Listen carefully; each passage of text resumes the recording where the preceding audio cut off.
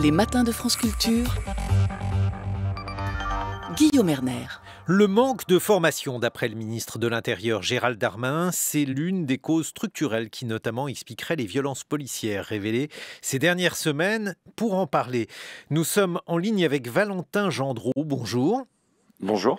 Valentin Gendreau, vous êtes journaliste, on vous doit Flic, publié aux éditions de la Goutte d'Or. C'est votre infiltration au sein de la police et vous nous donnerez votre point de vue justement sur la manière dont les policiers sont formés. Et puis ici en studio, Anthony Caillé, bonjour. Vous êtes enquêteur à la police judiciaire et vous êtes secrétaire national du syndicat de police CGT Intérieur. Avant d'avoir votre point de vue à tous les deux sur la formation, j'aurais aimé votre point de vue à vous, Anthony Caillé, qui est policier, sur le retrait de ce désormais célèbre article 24. D'ailleurs, j'en lis quelques lignes. Est puni d'1 an d'emprisonnement et de 45 000 € d'amende le fait de diffuser par quelque moyen que ce soit, et quel qu'en soit le support, dans le but qu'il soit porté atteinte à son intégrité, l'image du visage ou tout autre élément d'identification d'un fonctionnaire de la police nationale.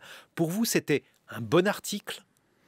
Bonjour Guillaume Erner. Non, c'est pas du tout un bon article, puisqu'il existait déjà dans le millefeuille procédural des articles protégeant la vie des fonctionnaires et notamment celle des policiers, qui sont d'ailleurs plus punitifs que celui prévu par l'article 24. Et cet article 24, il a en plus l'aspect très liberticide de vouloir confisquer les images des policiers qui auraient pu être faites par vos confrères ou consoeurs journalistes ou les citoyens qui sont dans les manifestations ou sur la voie publique. Mais alors, ça veut dire que si, par exemple, dans une manifestation, un citoyen filme avec son téléphone des policiers en train de charger, parce qu'on a vu plusieurs scènes où les policiers refusaient d'être filmés, ils ont le droit de refuser d'être filmés ? Non. Aujourd'hui, la liberté de la presse, la loi de 1881, permet que l'on filme les policiers dans leur métier. Par contre, on n'a pas le droit de les filmer dans leur vie privée, puisque voilà, ça c'est un autre sujet. Mais dans leur fonction, on a le droit de les filmer. Ce que prévoyait l'article 24, c'est la diffusion de ces images, en fait, qui était proscrite. Et alors, donc, juste pour que les choses soient claires, vous dites un journaliste, mais ça peut être un citoyen qui n'est pas du tout un journaliste. Complètement. Mais alors, je ne veux pas qu'on renverse les rôles, c'est vous le policier, moi le journaliste, mais vous avez l'air donc de dire que cet article était inutile. Mieux vaut protéger 2 fois les policiers, vous ne trouvez pas ? Alors, je pense que c'est pas comme ça qu'on les protégera, justement. Si on soustrait l'image de la police et du travail de la police à nos concitoyens, je pense qu'on ne protège pas la police. Il y aura justement une défiance qui sera mise à l'accent par les citoyens et par les journalistes, puisque les diffusions ne seront plus possibles, et ça créera effectivement beaucoup d'interrogations chez les Français. Mais est-ce qu'il y avait des gens au sein de la police, bon, vous êtes secrétaire national du syndicat CGT Intérieur, est-ce que d'autres syndicats réclamaient à leur ministre ce type d'article ou de protection suite au drame de Magnanville ? Parce que c'est souvent ce drame qui a été invoqué. Alors, il est faussement invoqué, puisque le drame de Magnanville ne vient absolument pas des réseaux sociaux. Il vient d'où ? Il vient du fait que, justement, un des syndicats, vous l'expliquez, un des syndicats qui a commandé cette loi, parce que effectivement c'est bien certains syndicats de policiers qui ont commandé cette loi, à l'époque ont perdu une clé USB avec des fichiers de leurs adhérents, et se trouvait effectivement l'adresse de ce couple de Magnanville, sur cette clé USB qui a été dérobée à ce syndicat de policiers. Mais beaucoup de vos confrères sont embêtés, j'utilise un euphémisme, dans leur vie quotidienne parce qu'on sait où ils habitent. Écoutez, en tout cas, c'est ce que beaucoup de syndicats avancent. Moi, je serais curieux qu'on mette les documents sur la table, puisque c'est repris aussi par nos gouvernants, et je serais assez curieux qu'on mette effectivement ces documents sur la table. Moi, j'ai pas de retour. J'ai effectivement eu connaissance de collègues qui étaient embêtés. Mais c'est toute la difficulté, et notamment à Paris, puisque on a la difficulté du logement, et c'est sûr que c'est très compliqué d'habiter dans la même ville, là où on travaille. Mais après, j'ai pas eu ce qui se passe aujourd'hui avec les policiers, je le connais depuis 30 ans. C'est pas un fait nouveau. Et ça va jamais très loin. Mis à part quelques tags dans les cités, j'ai pas connaissance que ça aille au-delà. Valentin Gendreau, vous avez été temporairement policier, si j'ose m'exprimer ainsi, puisque vous êtes journaliste, vous avez été infiltré et publié un livre intitulé « Flic » aux éditions de la Goutte d'Or. On voit d'ailleurs l'un de vos collègues temporaires qui cherchait à se loger, puisqu'il venait de divorcer, il fallait qu'il trouve un appartement. Est-ce que vous avez le souvenir d'avoir eu des collègues embêtés dans leur vie quotidienne, devant se protéger contre les atteintes dont ils pouvaient être les sujets? Non, pas du tout. C'est quelque chose que je ne connais pas parce que le policier dont vous parlez, qui s'appelle Ludo dans mon livre Flic, il a fait comme tous les autres policiers du 19e arrondissement, c'est-à-dire qu'il a reçu comme conseil de la part de la hiérarchie de ne pas habiter sur Paris, de ne pas habiter dans le 19e arrondissement, puisque un policier qui travaille dans un arrondissement n'habite pas dans le même arrondissement. Et bien souvent, d'ailleurs, les policiers, ils vivent à l'extérieur de Paris, en région parisienne, voilà, dans des lieux un peu reculés. Voilà. Est-ce que c'est moins cher? Parce que c'est surtout un moyen pour eux de se sécuriser. C'est un moyen pour eux de ne pas être en contact avec des gens que vous avez pu interpeller plusieurs jours avant dans la queue des supermarchés, par exemple. Voilà.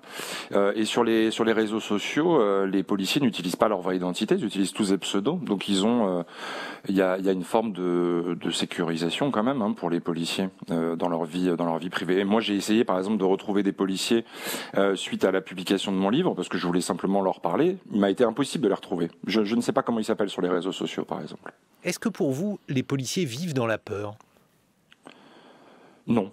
Non, il me semble pas. En tout cas, moi, les policiers... C'était pas ce que vos collègues évoquaient. Anthony Caillé, est-ce que vous qui êtes syndicaliste policier, avez l'impression que les policiers ont peur, ou bien lorsqu'ils sont dans leur vie privée, ou bien lorsqu'ils sont au travail? Non, j'ai absolument pas cette impression non plus.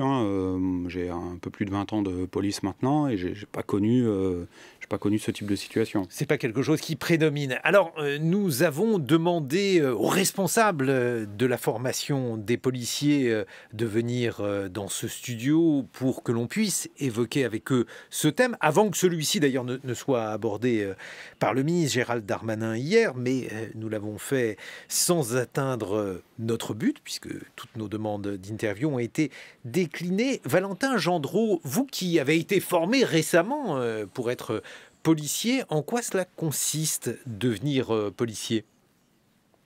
En tant que policier contractuel, ça consiste à être formé en 3 mois seulement. Et une formation de 3 mois, évidemment, ça c'est la consécration de la police low cost.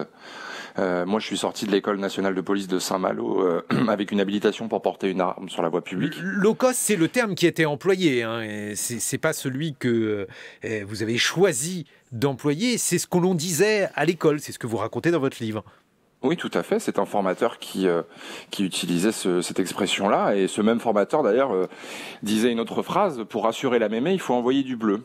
Comment on fait pour rassurer la mémé tout en envoyant du bleu? C'est-à-dire, en fait, on va poser la question du chiffre des policiers. On va envoyer beaucoup de policiers sur la voie publique.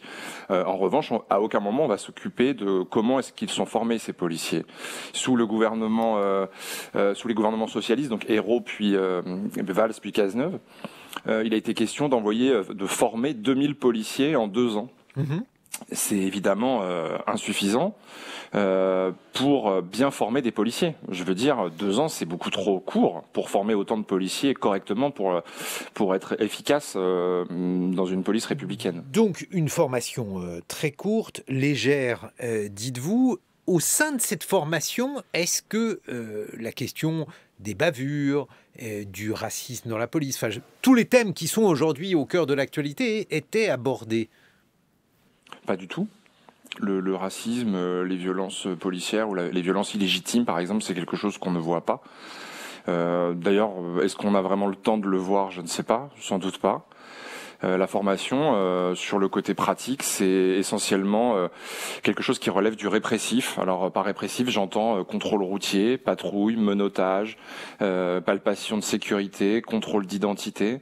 Le lien police-habitant, par exemple, c'est pas du tout quelque chose que l'on voit. Et les comportements proscrits dans la police, à savoir le racisme, les cas de partialité, etc., c'est pas quelque chose qu'on voit. Ou si on les voit, c'est de manière théorique via le code de déontologie qui régit les pratiques policières et de gendarmerie en France. Mais ça ne reste que du théorique. À aucun moment, les policiers formés ne sont mis en situation en école. Anthony Caillé, vous qui êtes syndicaliste policier, est-ce que pour vous, l'une des clés, c'est la formation des policiers ? Oui, évidemment, l'une des clés, c'est la formation. Aujourd'hui, d'ailleurs, c'est ce que Valentin Gendreau disait, de 2 ans pour former 2000 flics, c'est pas suffisant. Je pense que le gouvernement en avait pris la mesure, puisqu'il a décidé d'abaisser la formation des gardiens de la paix, donc des fonctionnaires, des titulaires, de 12 mois à 8 mois. Donc on a écrété de 4 mois de formation. Là où nous, on exige effectivement qu'on aille bien au-delà des 12 mois de formation, le gouvernement fait marche arrière en disant, bon écoutez, on va raccourcir la formation, comme ça on aura des fonctionnaires de police plus rapidement sur le terrain. Mais est-ce que ça peut avoir une incidence, cette formation, sur les bavures, Anthony Caillé ? Est-ce que ça peut avoir une incidence à partir du moment où on y met des modules qui sont connectés à ça. Si vous ne faites effectivement que des cours sur de la police répressive, sur le code de procédure pénale, sur le code de la route, il n'y a effectivement pas d'intérêt à ce qu'on soit à 18 ou à 24 mois. Ce qu'il faut, c'est ouvrir les écoles de police sur le monde extérieur. Il faut faire venir des sociologues, il faut faire venir des avocats, il faut faire venir des magistrats, il faut faire intervenir des associations dans ces écoles de police. Valentin Gendreau, ce qui a beaucoup surpris lorsque votre livre « Flic » est paru aux éditions de la Goutte d'Or, c'est qu'on y voit des policiers au quotidien gifler des adolescents, et prendre un migrant au sein de leur camionnette et le relâcher quelques kilomètres plus loin, sans aucune raison valable. Évidemment, autrement dit, ces pratiques-là, vous les décrivez comme étant quotidiennes, on peut dire ça ? Quotidienne peut-être pas, récurrente en tout cas, c'est certain. Et dans la grande majorité des cas, ce sont des violences policières ou des violences illégitimes qui se passent sous les radars. C'est-à-dire qu'à aucun moment vous trouverez trace de ces interventions-là sur les logiciels écrits de la police, sur ce qu'on appelle la main courante informatisée, la MCI, ou sur les ondes radio de la police. En fait, il s'agit d'interventions d'initiatives. C'est à l'initiative des policiers qui sont dans cette patrouille d'intervention-là. Ils décident, on ne sait pas toujours pourquoi d'ailleurs, d'aller frapper un migrant ou d'aller, quand ça se passe au commissariat, d'aller frapper un garde à vue sans raison valable. Mais alors, ça veut dire que tout le monde le sait et on ne le dit pas, ou alors ça ne se sait pas, ça ne se dit pas et les pratiques persistent? Tout le monde le sait, en tout cas les policiers qui sont présents à ce moment-là. Mais est-ce que la hiérarchie, par exemple, ne voit pas cela et ne le sait pas? La hiérarchie, moi, ce que j'ai pu observer dans le 19e arrondissement, c'est que la hiérarchie est quand même très coupée des policiers de base. Quand je dis policiers de base, c'est des policiers qui sont sur le terrain en intervention, en patrouille.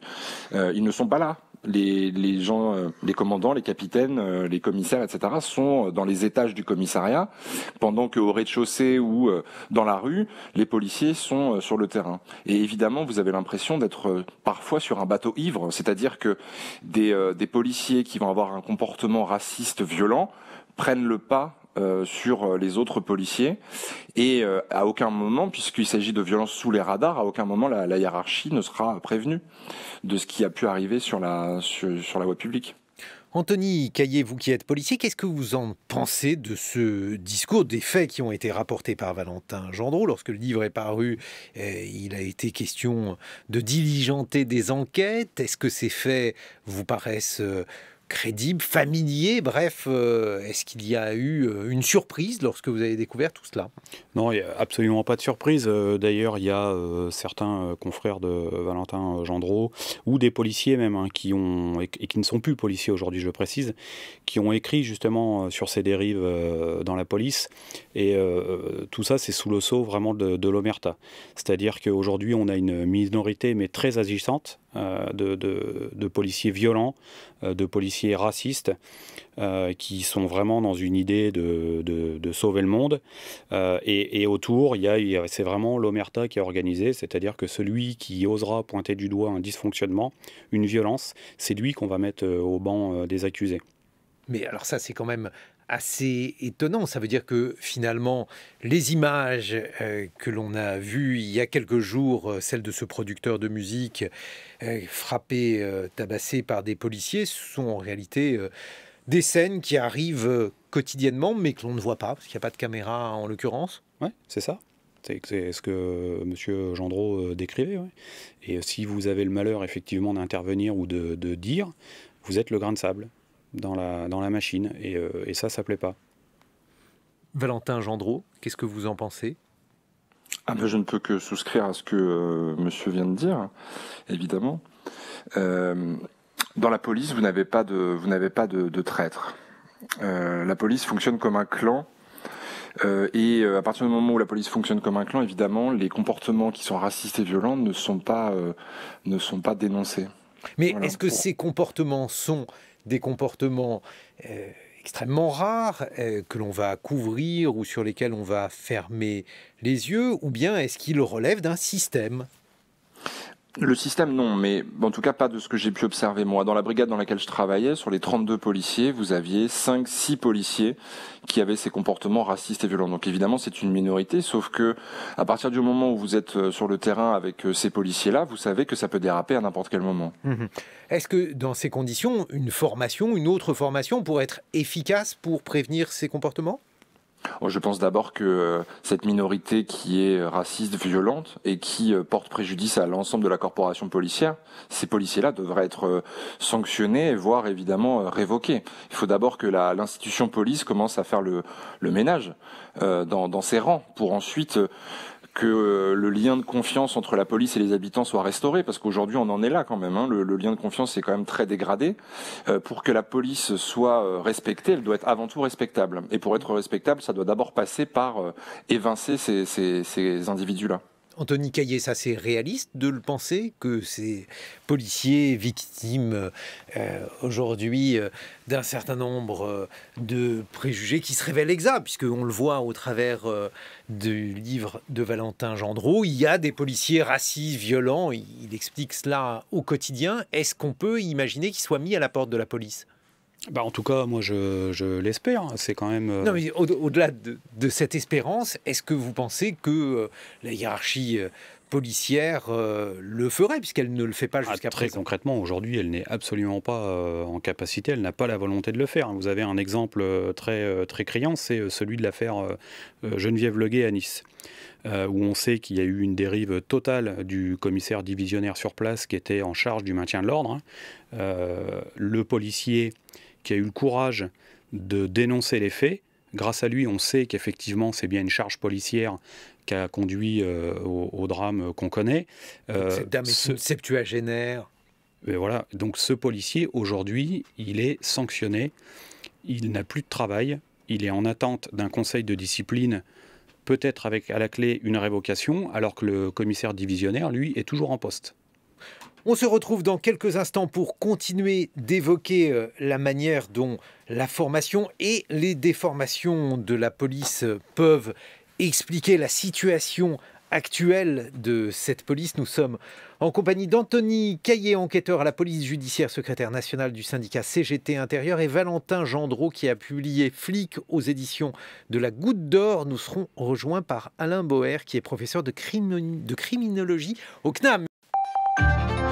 7h-9h, les matins de France Culture, Guillaume Erner. Et pour évoquer à la fois la formation et la déformation de la police, nous sommes en compagnie d'Anthony Caillé, enquêteur à la police judiciaire, secrétaire national du syndicat CGT Intérieur, Valentin Gendreau, journaliste, qui a publié Flic aux éditions de la Goutte d'Or, un livre d'infiltré comme on dit. Et puis nous accueillons Alain Boer. Bonjour.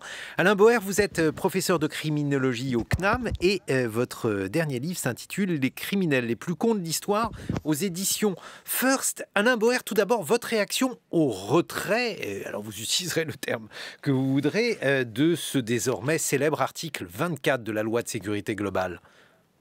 Bon, vous l'avez vous-même qualifié, ou mon prédécesseur l'a qualifié. On ne sait pas très bien sous quel nom lui donner, mais disons que dans un texte qui avait 32 articles, dont certains ne sont pas moins importants que celui-là, celui-ci était le plus emblématique. Il a provoqué un effet Mouletta à juste titre sur une partie importante de la population, et puis surtout il avait un côté un peu étonnant, c'est qu'il ne sert à rien.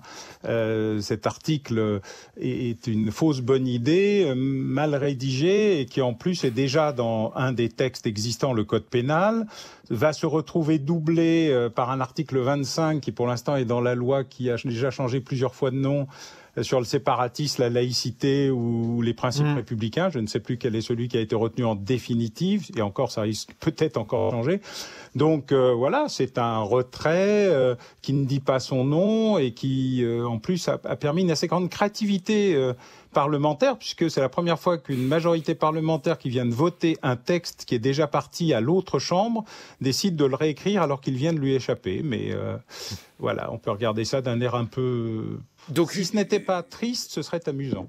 Et en ce qui concerne la formation des policiers, puisque c'est ce qu'a évoqué hier Gérald Darmanin, que pensez-vous effectivement de la manière dont la formation des policiers pourrait tenter d'empêcher ce type de bavure, les violences policières, tous les dérapages auxquels on a assisté ces derniers jours? Alors d'abord, la formation, ça n'empêche pas les gens d'être des gens et d'avoir des pulsions, des énervements, des agacements, des réactions ou des pétages de plomb, comme on dit maintenant. Donc voilà, le vrai problème, c'est que d'abord la formation a été réduite. C'est assez rare. Partout dans le monde, les niveaux de formation se sont allongés, accentués, développés. Non seulement la formation initiale, qui est un sujet puisqu'elle a été réduite de quelques mois pour les policiers, les nouveaux entrants, mais aussi la formation continue, la formation tout au long de la vie, comme l'a dit très justement le ministre hier, qui a fait une autocritique rare et qu'il faut savoir saluer de son propre ministère. Alors, il a appelé ça comme des péchés capitaux. Je n'irai pas jusque-là sur le terrain catholique, mais sur le fond, ce sont des désordres inhérents à la maison policière, beaucoup plus qu'à la maison gendarmerie d'ailleurs. C'est assez curieux dans ce ministère de voir une des deux grandes maisons qui a décidé d'investir fortement sur la qualité, la science, la recherche, l'investissement en formation initiale et continue, et une autre qui a plutôt raté cet épisode. Et donc oui, il a raison, mais il faut le faire tout le long, tout le temps.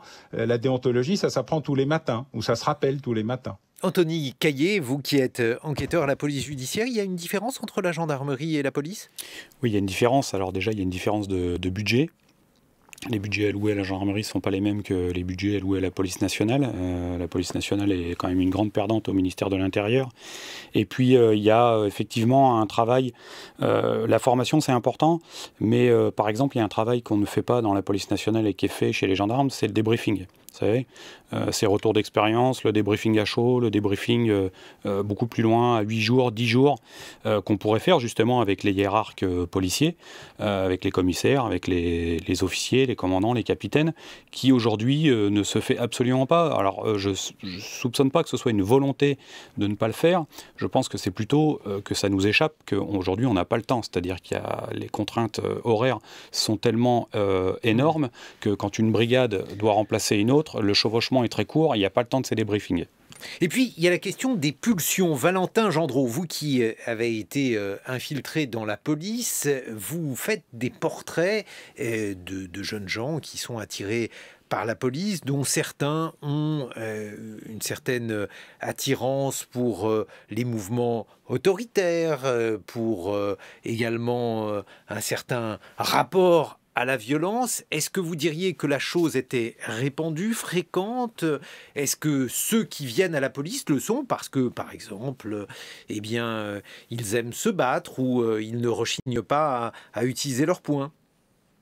Oh, vous pouvez trouver ce genre de profil, oui, effectivement, mais c'est la police regroupe quand même beaucoup de gens qui viennent d'univers différents, et certains viennent rechercher cette violence-là. C'est l'adrénaline du terrain, avec pour perspective, par exemple, de travailler dans une BAC, dans une brigade anticriminalité. Ça peut être un objectif pour certains.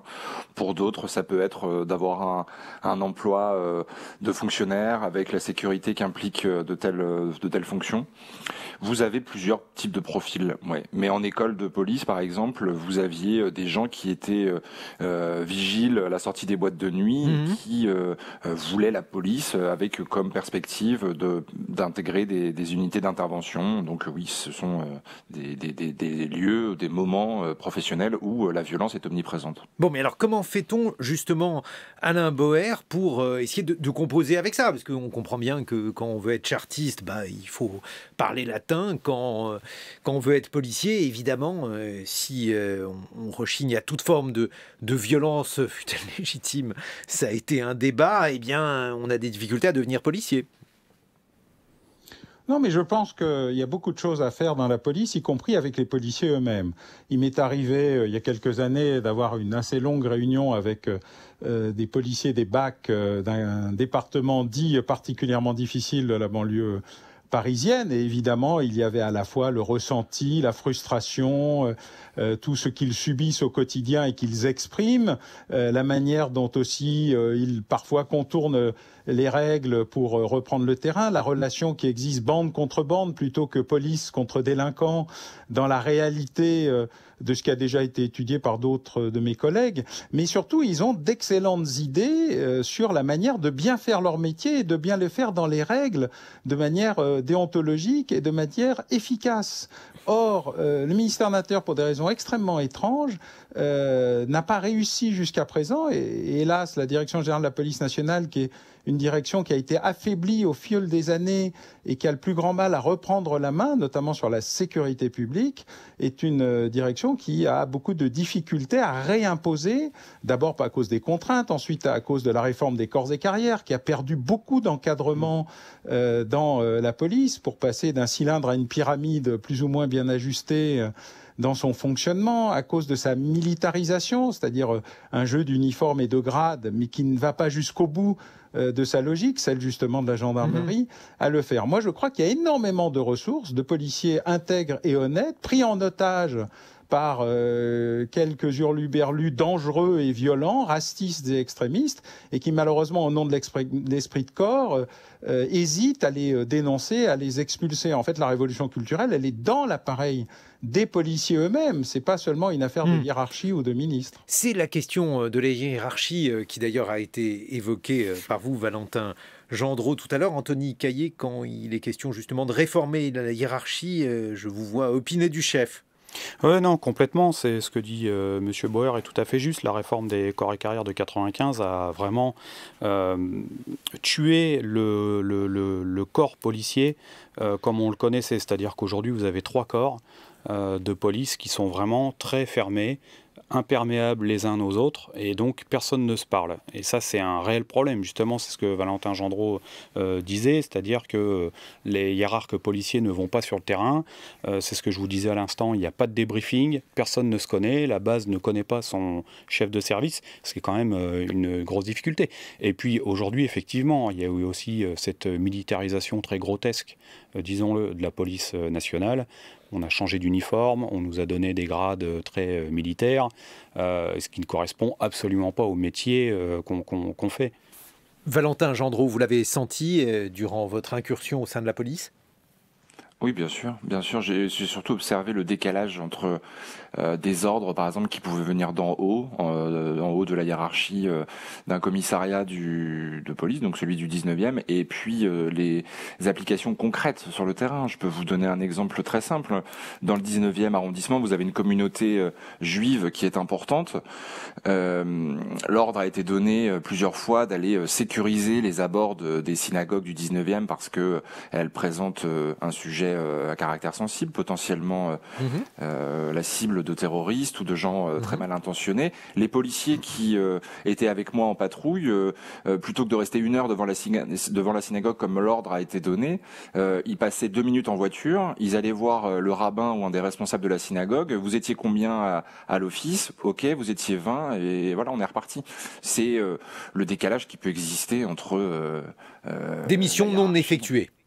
Oui, des missions non effectuées, puis aussi ce que des policiers de terrain appellent de la petite police, c'est-à-dire des missions qui ne seraient pas dignes de la police nationale.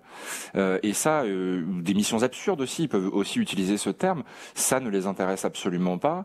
Ils sont pas là pour ça, ils n'ont pas l'impression de donner beaucoup de sens à leur action policière, donc ils les évacuent très rapidement. Et oui, parce que Alain Boer, on a beaucoup évoqué l'extension du domaine de la police avec de plus en plus de tâches, de plus en plus de questions terroristes, questions donc de la lutte contre la drogue, etc.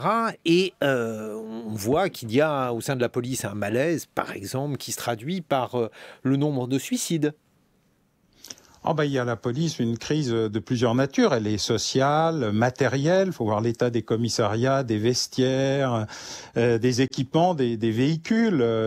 Et puis il y a une crise d'identité, il y a une crise de légitimité.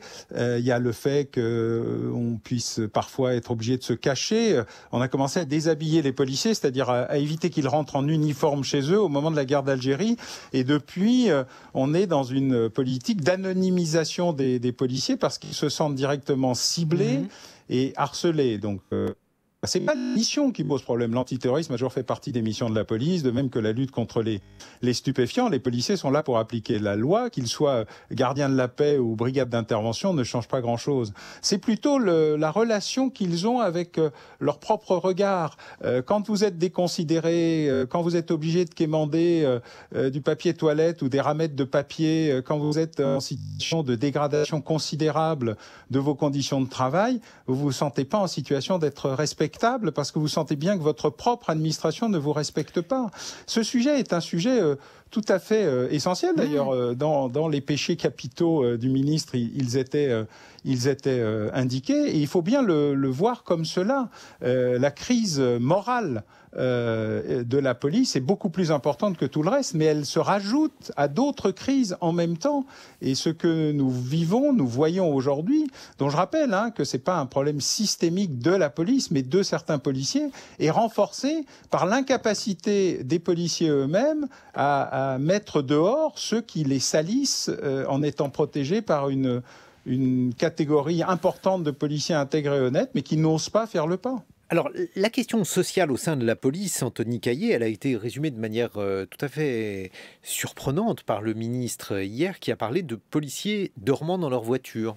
Oui, c'est une réalité. Aujourd'hui, un policier qui sort de l'école de police, qui est originaire du sud-est de la France et qui arrive à Paris, il doit se débrouiller pour trouver un appartement, il doit pour se loger. Et donc, effectivement, avec la paye qu'a un fonctionnaire de police en arrivant à Paris, qui est entre 1 300 € pour un adjoint de sécurité et 1 700 pour un gardien de la paix, vous voyez bien que sur Paris, c'est quand même très difficile. Valentin Gendreau, vous l'avez vu justement, cette paupérisation de la police avec de petits salaires et donc des difficultés sociales importantes. Bien sûr, moi ma paye d'adjoint de sécurité à Paris, c'était 1 340 € net tous les mois. La fin de mois commence le 10 de chaque mois. Donc évidemment, oui, la paupérisation, je l'ai vécu moi-même dans ma chair. Qu'est-ce que l'on peut faire, Alain Boer, par rapport à cela? C'est un métier qui est paupérisé, il y a, semble-t-il, consensus là-dessus. Il y a des difficultés croissantes pour l'exercer, donc on voit bien que on va avoir affaire à des crises de vocation. Ça ne va pas être simple de recruter. Ah non, et d'ailleurs, il y a entre les policiers qui s'en vont, ceux qui, vous l'avez rappelé, se suicident, et cette crise permanente, il faut reprendre le sujet. Le ministre a eu au moins l'honnêteté et le courage de définir une ligne de conduite. Après un diagnostic, il faut établir un pronostic et surtout se mettre d'accord sur une thérapeutique. Le diagnostic doit toujours être partagé, le pronostic doit être éventuellement discuté, mais la thérapeutique doit être doit être négociée. Et cette thérapeutique, pour une fois, elle ne vise pas sur seulement l'augmentation des salaires des policiers, mais une remise à niveau complète de la police nationale, y compris d'ailleurs en redéfinissant ce qu'est une police nationale. Car en France, la police, c'est une police d'État qui a été créée pour être une police d'État par la nationalisation et l'étatisation des polices locales, qui se trouvent aujourd'hui, comme toujours en France, comme on ne sait pas choisir, on n'est pas en même temps, mais entre deux, avec un fort renforcement des pouvoirs, des armements et des conditions d'exercice de police municipale qui demandent elles-mêmes une plus grande reconnaissance, une crise sociale très forte de la police nationale, un maintien, mais toujours fragile, de la gendarmerie nationale et une absence de construction avec les policiers, les gendarmes, les policiers municipaux, de ce qu'ils doivent faire. Et donc, on n'a pas défini les territoires, on n'a pas défini les missions, on n'a pas défini les moyens. Et ensuite, on s'étonne qu'il y ait une crise. Donc, c'est pas très compliqué. C'est toujours la même chose. Ça marche de manière clinique, comme un processus médical. Un début du diagnostic a été fait par le ministre hier. Je l'ai dit, hein, c'est assez rare d'avoir entendu ce qu'il a dit. Le pronostic. Vous étiez d'accord avec ce diagnostic ? Discuté. Alain Boer, vous étiez d'accord avec ce diagnostic ? Moi, je n'ai rien à redire. Les 7 péchés en question, j'aurais pas dit comme ça, mais les 7 péchés capitaux sont des choses qui ont été dites et redites au ministère de l'Intérieur depuis 1995, la réforme des corps et carrières, sur la réduction de la durée de la formation, sur l'absence de formation continue, sur le fait qu'on puisse devenir commissaire de police sans avoir passé au moins 1 an comme policier de sécurité publique sur la voie publique, ce qui est inédit dans les polices du monde. Il est quasiment impossible de devenir chef de la police sans avoir été flic ailleurs. Et cette déconnexion est une réalité. Donc il y a beaucoup de choses qui sont connues, qui ont été analysées par des infiltrés ou même par des gens qui l'ont fait au vu et au su de tout le monde. Je me rappelle d'un très bon papier sociologue sur une année avec des bacs qui racontait ce qui s'y passait. Les policiers ont beaucoup de choses à apporter, à dire et à proposer. Le moment est peut-être venu de faire cette réforme avec eux plutôt que contre eux ou au-dessus d'eux. Anthony Caillé, votre point de vue ? On a un problème de mission aujourd'hui. La police nationale, elle provoque des schismes au sein structurel parce qu'on a un vrai problème de mission. C'est-à-dire qu'aujourd'hui, on invite des gens à passer le concours de policier, non pas pour être gardien de la paix, mais pour être dans une institution de force de l'ordre. D'accord ? Sauf que ce n'est pas ce qu'attendent les concitoyens sur le terrain. Effectivement, expliquez-nous pourquoi il y a un décalage. En Allemagne, par exemple, ce qu'on appelle la police noble, c'est la police de proximité, d'accord ? Un fonctionnaire, les fonctionnaires là-bas se battent pour être îlotiers, pour être en présence sur la voie publique. En France, c'est l'inverse. En France, les missions les plus prisées par les gardiens de la paix sont les brigades anticriminalité. Et donc on voit bien qu'on est en total décalage avec ce que peuvent faire les pays, de l'Est ou les pays scandinaves. Et pareil, quand on recrute des gardiens de la paix, on leur met des publicités dans la tête, ou en leur disant « vous lutterez contre l'antiterrorisme, vous ferez de l'anticriminalité », mais tout le monde ne va pas faire ça. Le gardien de la paix, quand il sort d'une promo de 1000 ou 1500 fonctionnaires, il y en a un petit nombre qui ira à la DGSI, un petit nombre qui ira dans un office central de police judiciaire, et un gros nombre qui sera affecté à des tâches de police secours dans les commissariats. C'est ça la réalité du terrain. Et je pense que ça, c'est très mal vécu de la part des policiers qui voudraient faire autre chose. Un mot de conclusion, Valentin Gendreau, vous qui avez été temporairement policier, comment justement avez-vous entendu le discours de Gérald Darmanin hier ? Le discours de M. Darmanin hier est une bonne avancée. Il a fallu que 20 millions de personnes voient cette vidéo de Michel Zecler pour que enfin le ministère de l'Intérieur commence à réagir. On est dans la reconnaissance des violences policières à demi-mot seulement.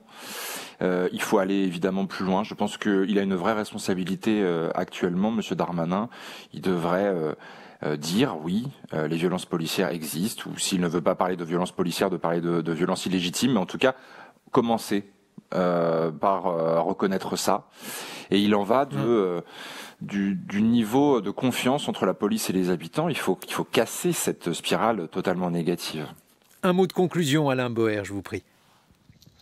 Ouais, la même chose. Je pense qu'on est sur une phase inattendue parce qu'au lieu d'un blocage, d'un refus et de tout va bien et passant à autre chose, le discours de Gérald Darmanin hier était plein d'ouverture et très inattendu. Pour les gens qui l'ont écouté à l'extérieur de la commission des lois, comme pour ceux à qui j'ai parlé qui étaient dans la commission des lois, il a pris le taureau par les cornes dans l'annonce en tout cas.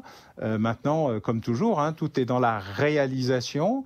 Et puis, il va falloir se débarrasser du sparadrap article 24. Mais il y en a quelques autres qui vont mériter aussi une attention particulière dans la manière dont ils vont être appliqués ou interprétés. De très bons articles de ce point de vue-là. Et puis d'autres qui mériteront aussi un peu de précision.